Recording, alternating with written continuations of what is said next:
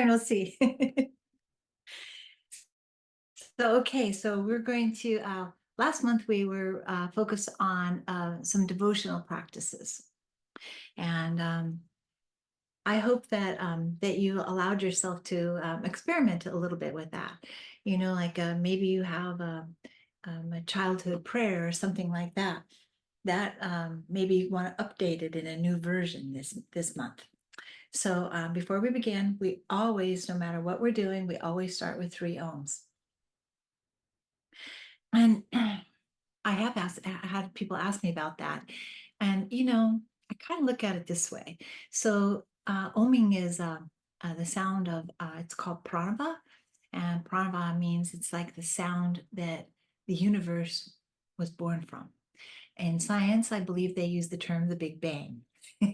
We are using the term pranava, and which is the sound which brought the entire universe into existence. So I feel like, why don't we just keep going back to that sound for every time we start something new in terms of our spirituality? So once again, if you'd be so kind as to join me in doing 3 ohms. So for meditation, you want to like sit straight with your head just like straight up, like forward. Oh.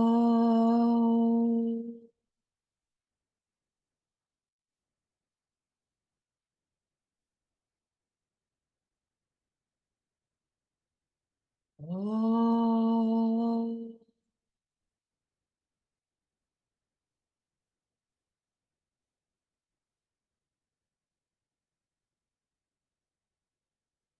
Oh.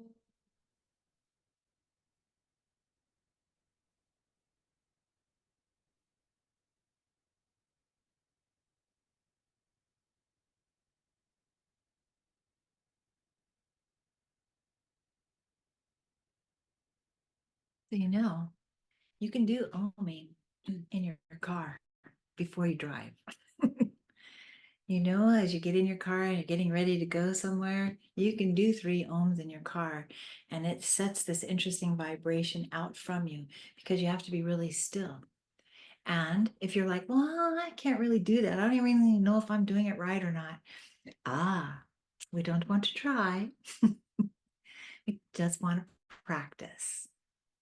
After you do oming for a while, it feels different. It feels deeper. It feels very relaxing. It feels spiritual. At first, it might be like, I don't know, am I doing this right? Da, da, da, da, da, da. But with oming, I don't want to get into all the steps with it because I don't want you to like start breaking it down and intellectualizing it. Maybe we'll do that next time. But this time, I really want you to like consider it over this next month, to really utilize oming, perhaps at the beginning and end of maybe you're going to sit for 10 minutes in the morning. You can start it with 3 ohms and end it with 3 ohms. And if you're like, no, I live in a very small space and people are sleeping there, I can't do anything out loud. That's all right. Just sit and breathe 3 very deep breaths. 3 is an interesting number because how does the saying go? 1 begat the 2 begat the 3, and the 3 begat the 10,000 things. So 3 is one of those numbers that's sort of like on your marks, get set, go. We use it in a lot of different ways, but it sets a rhythm. So when you sit to do your practice, it's important that you allow your mind to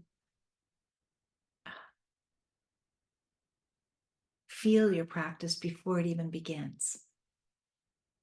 So to do a meditation practice, like we were talking about last month, you can, like I was showing you, I like to like grab a book and, just open it up, and I abide by what it is that my eyes fall upon, because intuitively, I feel like there's a part in me that, because I set my intention towards wanting spiritual guidance, that I shall have it.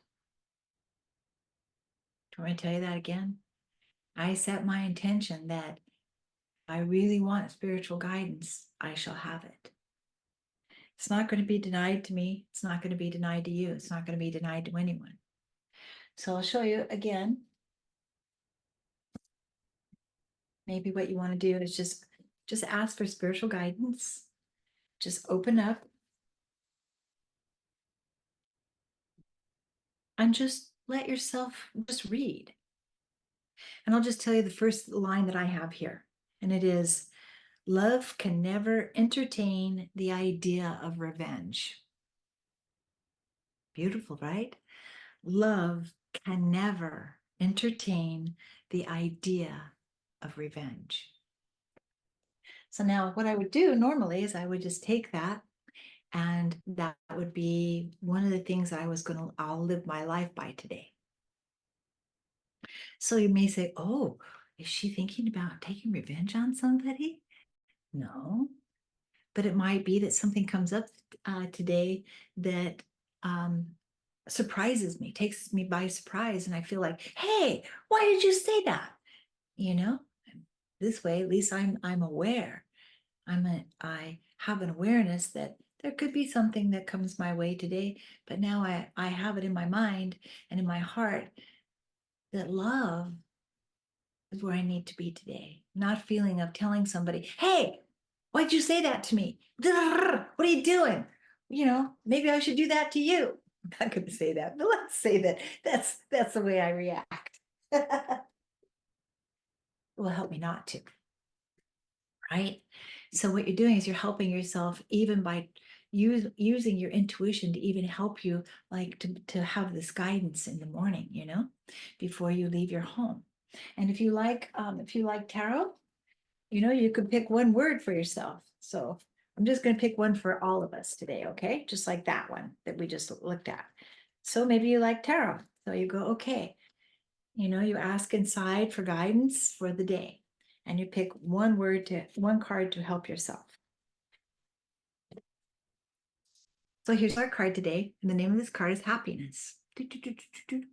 So on the positive side, it does have to do with being open to happiness and joy. And this card has an interesting meaning to it because it can show happiness with animals, which is always nice. So if you have a dog or a cat or a fish or a bird or a snake or whatever it is that you have, you know, this would be like a day also that I would say to you, that would be a really good way to find a little bit of some happiness, you know, or to go to the dog park, even if you don't have a dog, you know, let yourself kind of open up to this idea of happiness today. This card on the negative side is wishful thinking. So this would also tell me like today, okay, now be careful, like, because you know, you got this wishful thinking that you want this to happen and it may not happen that way. So let's just let it unfold. Let's let it unfold. See? So you can help yourself with this kind of guidance. Let's let it unfold today rather than anticipating that it's going to happen in this exact way. So happiness is a good one for us today to practice. You wouldn't think that you have to practice happiness, but we do. We do. Otherwise, you know, the negative will slip in. So we want to talk about like with meditation. So like I said, you can start out by picking a card or a saying out of a book or however you want to do it. And you don't even have to do that at all. I'm saying this to you so that you have lots of tools in your, what I call your 911 kit, to help you to find your center, no matter what kind of a mood that you're in, right? So like, let's say you're out taking a walk and, you know, you see a nice little stone. So I brought this little stone here to show you something. So this particular stone, you can see where, I don't know if you can see it, but it's really soft here where it's been really utilized as some type of a tool. This is a really, really old rock stone. And you can see where they've used it for some sort of shaping. It was used so much that you can even feel the imprints from where the fingers would go. How did I come in possession of this stone, you may ask? um, my father and I were on a walk and he found it. He had this habit of being very observant in the mountains. I grew up in Colorado, and he found several things that were very interesting like this, because he was just that way. He just would observe. And he had one eye. So I say that to you because sometimes what can happen is you can find something that just called out to you, you know? And it's okay to pick up a rock and take it with you. You can even like take it home for a few days and take it back. You could take it with you, put it on your altar and imbue it with all kinds of feelings of peace and put it back to where you found it so that you know you're contributing in that silent kind of way. I know these things seem so small. You're like, these are like exercises for children. Are they now? Of course they are. And aren't you a child of the universe? So they're for you too. So there's a stone outside of my office, and you can see it. It says love on it. So somebody drew love on it, the word love, and put it in the garden down there. Isn't that beautiful? You see, you can do these kinds of things to show that you are practicing your peace. You're very serious about it. It's something to help you to feel reverence. This stone sits on my altar because it helps me to have that reverence for those who came before me. Those who came before me. And in that kind of reverence, it helps me to practice what I'm doing for those who come after me. Because I'm in that lineage, you're in a lineage, we're all in this lineage called human beings. And it's important for us to acknowledge those who came before us and those who will come after us. And besides, you're in both of those groups too, because you have lived before and you will live again. And it's showing your commitment to where we live, that you love this home. So yeah, you can pick up a stone, take it home and pray with it for a little bit or meditate with it, put it back again. Yeah, you can do that with so many different things. So I'm saying this to you so that you get used to practicing spirituality wherever it is that you are. So in your quiet practice at home, where you're learning to center yourself and do really deep inner work, a couple of things. We do want to talk a little bit about breathing today, because breathing, of course, is so important that if you don't breathe within a couple minutes, you're in another dimension. That's how important breath is, right? So why do we make such a fuss about breath in spirituality? It's kind of like when people are swimmers, they have to learn to breathe, they have to have a rhythm when they're breathing. When people are learning dancing, they have to have a little learn how to breathe while they're moving to the music. Singers have to learn to breathe. People who do just about anything that has this eye, hand, and feet coordination, we have to learn to breathe with the rhythm of what we're doing. So with spirituality, we're learning to breathe in the rhythm that makes us more peaceful. So you want to be really, really peaceful when you're doing your spiritual work. And let me tell you, some days you're not going to feel peaceful and you're not even going to want to sit there.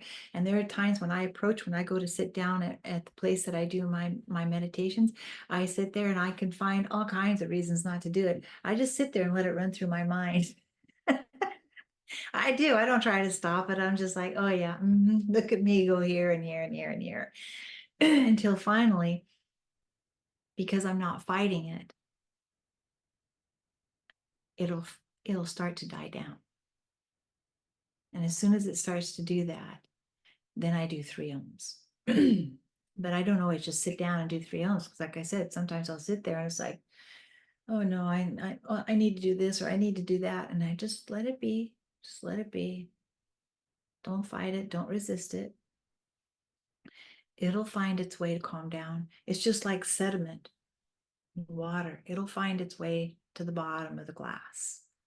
So these thoughts, they'll find a way to sink to the bottom so that I can have clarity in those few moments to practice peace. So then I always start with 3 ohms. And then after that, I do a whole series of different things. But we're talking today about breathing. There's lots and lots of breathing techniques out there. The 4x4 breath, this breath, that breath. There's all kinds of different breaths. And I'm going to say most of them are perfectly legitimate and wonderful. So if you're learning them in yoga class or in your meditation group or wherever it is, practice it. Don't just learn it, from there and then you don't utilize it at all. Practice it. Absolutely. I give out really basic techniques because I want you to be able to explore and feel free to go other places and explore different types of breathing and meditating and praying and all of these things. But the basic breath is long and slow. That's the basic breath. No matter how you're going to count it or what you're going to do. There's, like I said, there's many different kinds of breaths, but long and slow is available for every person, every human, regardless if they've ever practiced breathing or they're an expert on breathing. Because there are people who are experts on breathing. The long and slow is very basic, and I'm just going to do it for you.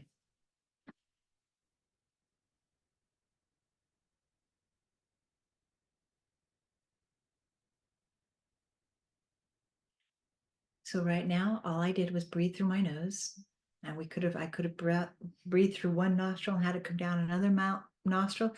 I could have breathed through my nose and out my mouth. All of those things are legitimate. But I'm showing you the most basic, so that you can do whatever it is that you want to do with it.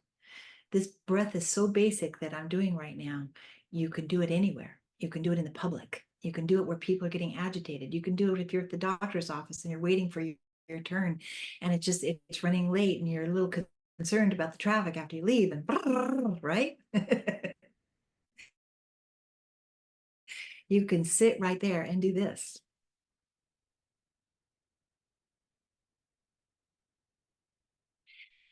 Now, I'm doing it by going deep inside of myself and trying to, we're trying, becoming aware of my diaphragm going down. Now, you don't have to do anything like this, but I do want to let you know that one way you can do it is you can just put your hand right here on your stomach here. And as you're breathing in, you don't want this to be like this. You see, when I'm breathing in, I'm actually, I'm pushing my diaphragm up and it's making my lungs tight. It's like a paper bag, it's not getting any air into it. So what you want to do, so you have your hand here and you want it to move out because you want your stomach to kind of come out. You want to go. So I'm exaggerating so you can see it. That's if you want to do that, but you don't have to do that. You can just be very quiet and breathe in.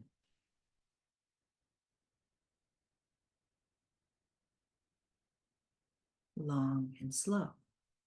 You can be aware of your diaphragm and you can teach yourself to make your diaphragm go down so that when you're breathing in, it opens your lungs. It has more space. So you just go. Now what's happening is I'm pushing on my diaphragm so it goes down. Now my diaphragm's coming up. You have to learn to use your diaphragm if you want to do that because it's what do they call it? An involuntary muscle. You have to do it. You have to learn how to do that. If you want to, you can read on that. You can study it. You can practice it. Again, I just want to introduce you to things because we're talking about ways to practice. That's all. Not everybody's going to want to do the exact same thing. So today I just really want you to really be dedicated over this next month to long and slow. And if you want to add things to it like diaphragmatic breathing, 4x4, all these other things that you can do, fine. But I'm really encouraging you to practice long and slow. So when you get into your car, maybe you can do 3 long and slow breaths before you pull away. And then you're getting onto the freeway and you're like, oh, pardon my language, but holy crap, look at all those people over there. So if you feel that kind of thought run through your mind, maybe you can do 3 more breaths as you're entering onto the freeway. And then, you're thinking, oh my goodness, I'm going to be late. Okay, 3 more breaths while you're on the freeway. what it's going to do is it's going to keep bringing you back to center, bringing you back to center. So then when you get to your to the place that you were, that you were your destination, before you get out of the car, you do 3 long and slow breaths. And I'm going to tell you what, you're going to get there and you're going to be like, no, it's time to do 3 long and slow breaths. Of course you do. Even if you're late, you have the time to do 3 long and slow breaths. So what you're doing then is then you go into wherever it is that you are, and now you're going to be far more prepared for your meeting or for your class or for work or for whatever is there than you would be as if you just got on the freeway and you're like, oh my God, this is so awful. And you're screeching to yourself and maybe screeching to others and they're screeching at you. And then by the time you get to where you're at, you're like, oh my God, that traffic. So you can treat yourself to that. Or you could treat yourself to, oh, I had some bites of long and slow today on my way into work. Oh yeah, that tastes good. Long and slow. You can breathe in through your nose and out through your mouth if you like. But treat yourself to long and slow, wherever it is that you are, to help yourself to recalibrate, to come back to center. So what you're doing is you're teaching yourself to be peaceful throughout the day. It's very difficult to do a meditation practice if you only think that your meditation practice is just for then. Like in other words, let's say maybe you like to sit for 20 minutes. Okay, so you sit for 20 minutes in the morning, then off you go. There's no guarantee that if you're not practicing throughout the day, that you really are being at peace. So if you've spent 10 to 20 minutes being quiet and peaceful in the morning, carry it through your day. It isn't enough just to do it at your table or wherever you're doing it at in the morning. You bring it with you. You take it shopping with you. You take it to your appointments. You take it through traffic. You take it everywhere you're going. You take your practice with you. And the breathing helps you to remember that. Like I said, look into all kinds of different breathing exercises and let yourself experiment with them. But the basic one is long and slow. The other thing is with breathing is you want to teach yourself to have good posture. You don't want to be like this all the time. You want to be leaning forward. You don't want to be up like this, like a soldier. You want to teach yourself to really practice having your shoulders not up here. Really as you're standing, help yourself to as you're walking. Maybe you're taking a walk for exercise, or maybe you're walking from one building to another building. Pay attention to where you put your concentration. I always recommend that you put your concentration right here, right here in the middle, and have that as like a point of balance where you're actually feeling your balance. You're moving from where your heart is. You're moving there, and as you're concentrating on that area, you could feel where your arms are and feel where your feet are. Because I'm a little older now, I really have to be careful about my feet because I have some injuries in my low leg and my ankle. So I have to be very careful about being aware of my feet because one of my ankles doesn't work so well. So I teach myself to be aware of my feet when I'm walking. Now, you don't have to be an older person with an ankle injury. We're not the only people who need this kind of walking. It's all of us. Because if you're aware of your feet, that means that you're aware of your whole body. And you want to be aware of where your hands are. What are your hands doing? How are you walking? Are you walking really fast? And are you walking down like this? How are you walking? You want to help yourself to walk to wherever it is that you go with grace, with dignity, open, the sense of openness. It's not easy. But the more that we practice it, it makes us stand straight. And that's what we want to do, is we want to really practice being straight. So all of the energy will flow through us. Be aware of where your hands are. Your hands and your feet are a very important type of meditation throughout the day. Where are your hands? What are they doing? And where are your feet? So if you're in the grocery store and you're tootling around with your cart, how are you walking? How are you breathing? Let yourself breathe. Let yourself just be really calm. You'll see other people and you'll observe that some of them are just like pushing that cart like crazy. And then there's the ones that are like not knowing where anybody else is. They're in their own mind, and you can see they're thinking so loud in there that they don't even know that your cart is right there. I say that not as a criticism, but as an observation, so you could know that that could be you, where we could lose our concentration. We could get so involved with our self-talk in here that we forget about our surroundings. So this kind of meditation is helping us to remember our surroundings. Like my father did. He would be aware of his surroundings. Even if he had two eyes, I think he would have been very aware of his surroundings. He just was that way. He was very into balance. So being aware of our surroundings is really, really important, because what it does is it keeps you alert because you're aware of your body. It also makes you more intuitive because you're naturally in place. Your shoulders are down, you're looking straight forward, you're breathing, you're aware of your hands and feet. It'll make you receive more easily what's going around you. And this is important. People say, I don't want to feel what everybody else is feeling. Who does? What I'm telling you is that whether you're aware of it or not, you're receiving that information. Yeah. Hardcore people who don't even they even think that the word intuition is hooey. They're picking up on things that are going on around them. They just don't know about it. Wouldn't you rather know about it? It moves right through you. When you know about it, it moves right through you. When you don't know about it, you can come out of the grocery store feeling far worse than you went in there. Gosh, why are you feeling this way? You seem so happy. I don't know. Sometimes it just frustrates me, that stuff that goes on in the supermarket. See, if you're aware, you're not going to catch it. You're going to feel it come in and you're going to be like, oh, where'd that come from? Don't look around. Just know that you've caught something that doesn't belong to you, and breathe it through you. Return to peace, return to peace, return to peace. What you're doing is, this is an intuitive practice. You're bringing yourself to peace, back to peace, back to peace. It isn't enough just to go to class. You have to do your homework. Spiritual classes are for you, how you live your life, how to live your life. So breathing throughout the day, being aware of breathing. And when you find yourself really feeling emotional, come back to long and slow. Come back to long and slow, or your favorite breath. I'm using long and slow because it's so basic.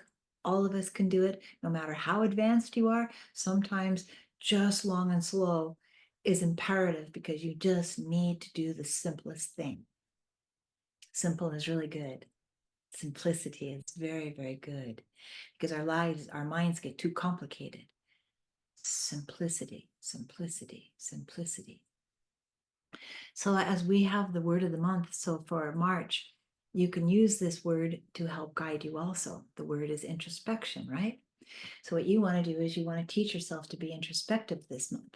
So again, if you're in your car, I say that because we live where we live. You can help yourself to be introspective by, okay, I'm practicing my breath, I'm practicing peace, I'm looking around, I'm helping myself. Whoa, okay, no, it's all right. Don't get upset. You see, you can teach yourself to be introspective this month. So it's not easy to insert the word introspection in everyday conversation. Some of the words you can just insert it and use that too, because you can't say anything that you don't think. But what we're doing is we're learning this month to be more introspective. But what you're really doing is you're teaching yourself to be aware of internalizing. So when we're in the car, everybody knows how you can be in the car and memories come forward. Unwelcome memories, they come forward. Yeah, she said this. They come forward. That's internalizing. But as you do your practice of breathing, you're going to be more available to recognize this is internalizing this month. This is internalizing. Let me be introspective. Let me help myself by breathing slow, long and slow. As you focus on long and slow, it won't match these thoughts that go this fast. Breathing and thinking match. So as a person's internalizing, your breath will change. So as you change your breath to long and slow, the pictures in your mind will also begin to change. And you'll come back to your present and say, no, I'm okay. That's a memory. I'm okay. That's a memory. You see, that's introspection. That's self-help. That's self-help. That's memory. But today, I'm learning to be there for me. I know that's a memory. I know that's a haunting. Memories can be hauntings, and they reverberate. And they can take you right back to that moment that something happened. So the more that we can help ourselves with this, just long and slow, be committed to this is the new way. The new way is peace, peace, peace. This is the new way. The old way would be to internalize and get into that memory and remember it, and go over it and over it. What I should have said, did say, whoa, how I felt, how it affected me. Oh, that's the old way of doing things. You're in a new space where you're teaching yourself that's a memory. It belongs in the past. So now we want to also take the practice of visualization and you want to help yourself to send it back to the past. Now, what I'm going to show you is I'm going to tell you a couple of visualizations, but you could do it any way that you like. So when you feel a memory, you just come in, like we say, out of the blue, but something stimulates it. It doesn't, nothing comes out of the blue. So when a bad memory starts to come forth for you, I'm talking during the day and you're out and about somewhere, or you're even at home. maybe you're sweeping the floor and this bad memory comes into your mind. What you want to do is if you're at home, you're not in your car, you're in a place where you're safe and solid. Now what you want to do is have a visualization that you can access. So what I mean by that, and we're going to do this in a few moments, we're going to do a visualization to help us to have a place that we can find refuge in. So I'm just introducing this concept and now we're going to do it in just a few moments. So what we're going to do is we're going to do a visualization where you have refuge or sanctuary inside of you. So no matter where you are, you can visualize this place. It could be a place that you actually know about, or it could be a place that you've designed in your own mind. But we want to take refuge, okay? We want to take refuge. We need sanctuary from the haunting. We need a place to go that it can't fit in because the vibrations there are so pure. Now, this can be a place of nature. It can be a room that you design of your own making. It could be, like after today, you could make it elaborate over time. You could make it where it's a building and there's a door that you open and you go into it and you sit in a chair and there's a fireplace, whatever it is. I'm telling you to use your imagination in a way to visualize sanctuary for yourself. It can be as simple as today is imagining yourself sitting on a stone, a really beautiful stone in a paradise setting. You know, maybe it's looking at the ocean, maybe it's looking at a sunset, maybe it's looking at the redwoods. Maybe it's where you're surrounded by snow, but you're on this stone and you're perfectly warm. I'm saying these things because I don't know how you find solace. Only you know the visualizations that can bring you home that fast. Okay, so if you're someplace during the day, you want to have a visualization of a place of refuge, sanctuary, right? Where you are safe. Nobody knows about it but you and the divine. It's only between you and the divine. Nothing can get to you there. And it will bring you home wherever you are. So when you feel yourself getting out of control, you have a place to visualize this is where you live. This is home. You're okay. All right. So we are going to do a little meditation so we can practice visualizing is important. Ultimately, when you are ultimately with a meditation practice, you won't even have the visualization. It'll be different. But for right now, let's talk about visualizations like we have been just now. Now let's practice visualizations because we already know that memories will come and they act like a visualization because they affect the moment. So what we're doing is we're interrupting the nightmare of the memory, right? We're interrupting it because we've changed the channel to our visualization of our refuge, our sanctuary, okay? We're learning to change the channel through practicing sanctuary, refuge. And those are the words I'm going to use in our guided meditation here. So what I'd like for you to do is, hey, by the way, if you like crystals, you know I do. If you like crystals, you can have them around you. The best ones really to utilize for meditation are amethyst. So maybe a little bracelet with amethyst or an amethyst stone, and also rose quartz is really, really very, very calming. There's many others, but those two particular stones are really, really good for really just calming and being more peaceful. So the first thing we want to do is we want to sit straight. If you're in a chair that, like this chair, I can't lean into it, it'll make me do that. So I have to sit without touching the back. So what we want to do is we want to sit straight because you want all of your energy to be able to flow easily up and down your spine, right? We want to let everything flow really easily. Always be aware of where your hands and your feet are. Like right now, both of my feet, I'm barefooted and my feet are touching the floor. They're directly underneath me. I'm grounded. I can feel them there. So I like to place my hands like this in my lap. So I'm going to do it this way.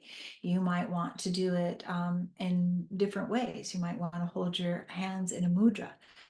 Just make sure that it's how you want to do it, that this feels good to you. This is the most important thing. Everybody wants to do it the correct way. The correct way, of course, is just very basic. Breathing, sitting straight. Breathing long and slow. Very, very correct.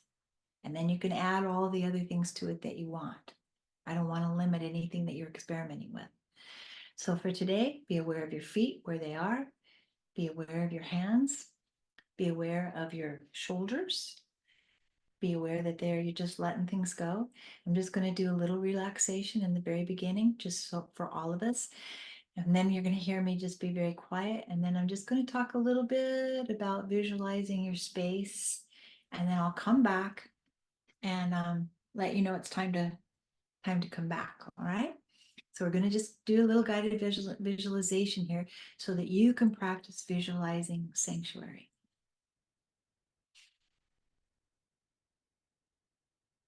And so we begin by breathing in long, deep, beautiful breaths of air and returning long, deep, luxurious breaths of air. Very kindly concentrate on long and slow breaths.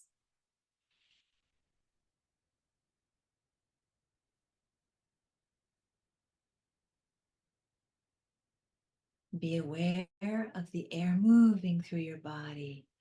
So peaceful, so sweet, so serene. Practice breathing easily, peacefully, because you want to. You want to feel this deeper peace. You want to heal your mind. You want to feel this rhythm of long and slow. And very kindly breathe long and slow.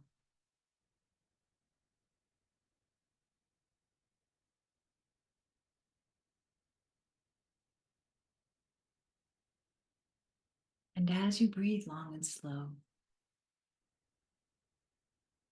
very kindly allow your mind and your heart to create a sacred space for yourself.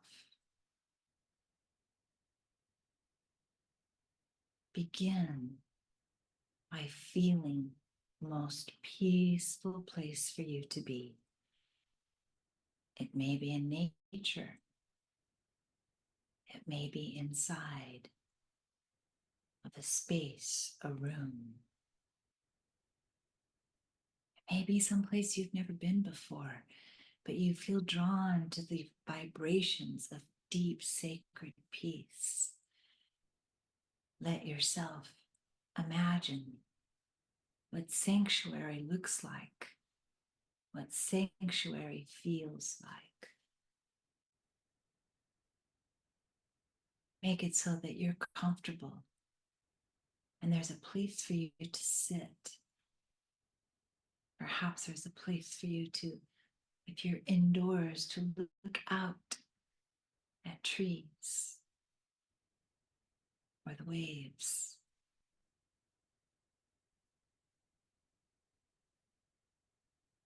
Allow yourself to be flooded with the feeling of sanctuary.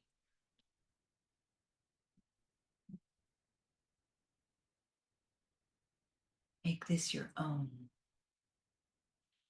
It's between you and the beloved.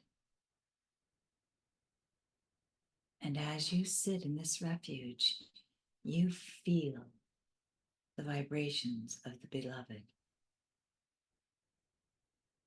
the eternal one, deep and abiding love. You are safe there.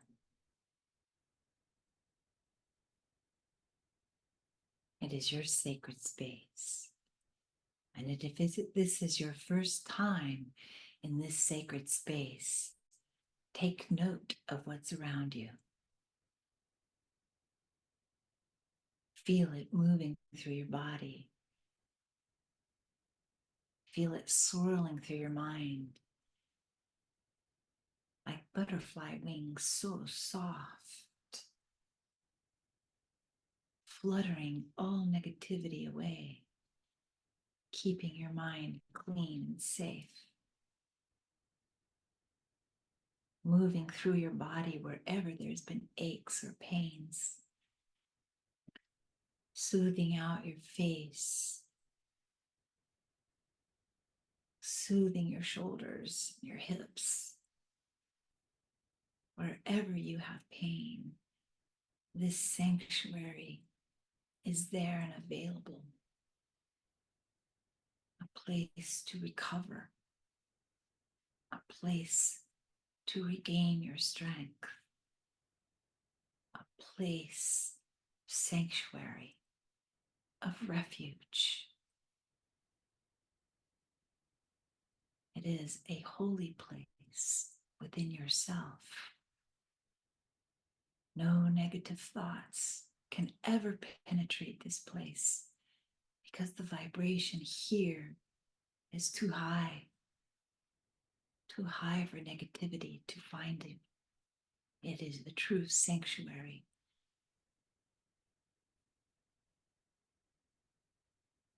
Feel yourself in this place.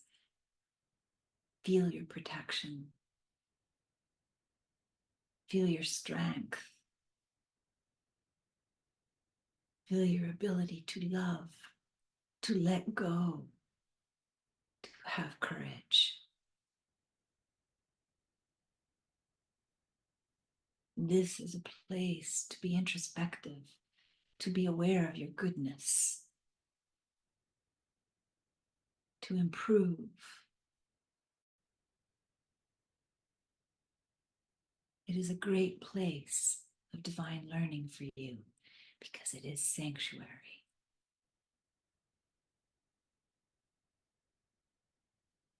Let yourself revel for the next couple of minutes in this place of refuge, deep sanctuary.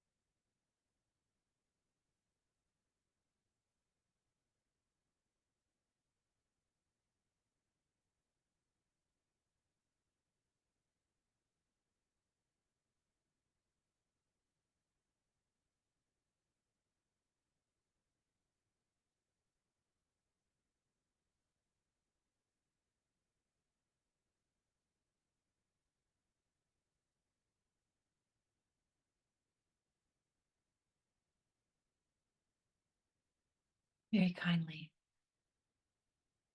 allow yourself to feel in this moment, this sanctuary. Put it to memory. Remember this moment. Remember this peace that lives there inside of you. Remember that you have a place of refuge from the storm. You have access to this place anytime you want. Put it in your heart. Know that it is there. And whenever you need it, you can breathe your way home. Breathe your way home to sanctuary.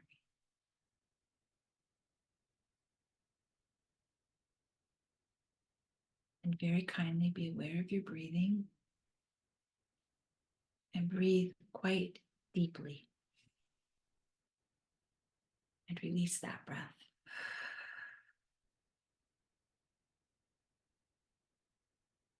Breathe naturally.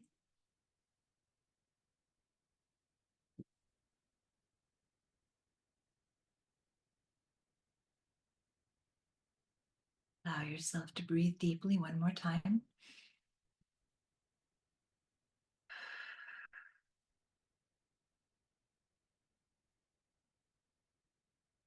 Breathe naturally.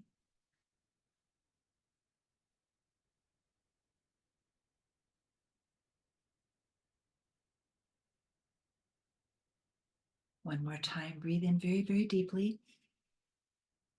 And this time, follow it all the way back to this place, back to the present, back to your room. Wiggle your toes. Very peacefully, very quietly, very slowly. Open your eyes and allow yourself to rejoin us.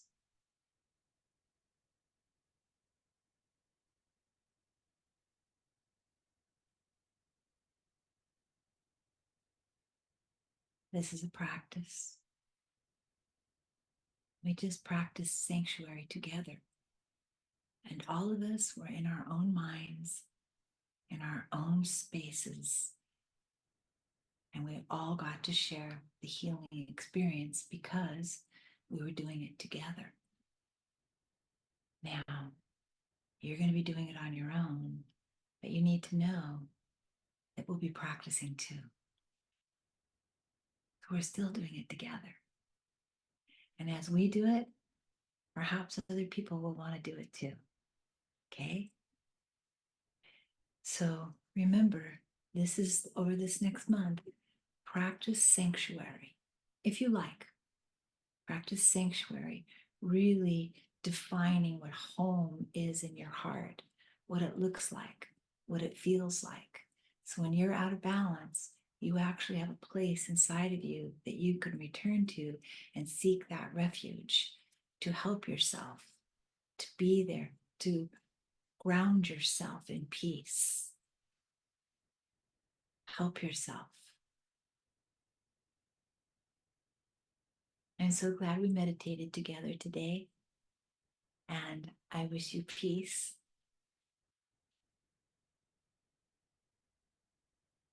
And let us end with 3 ohms.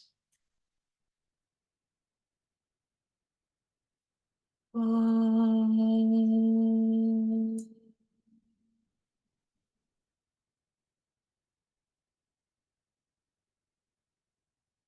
Om.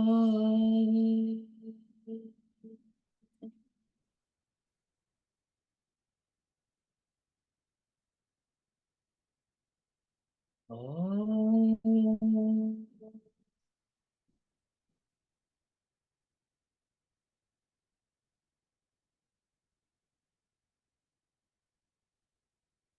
Peace, peace, peace. Thank you. Namaste.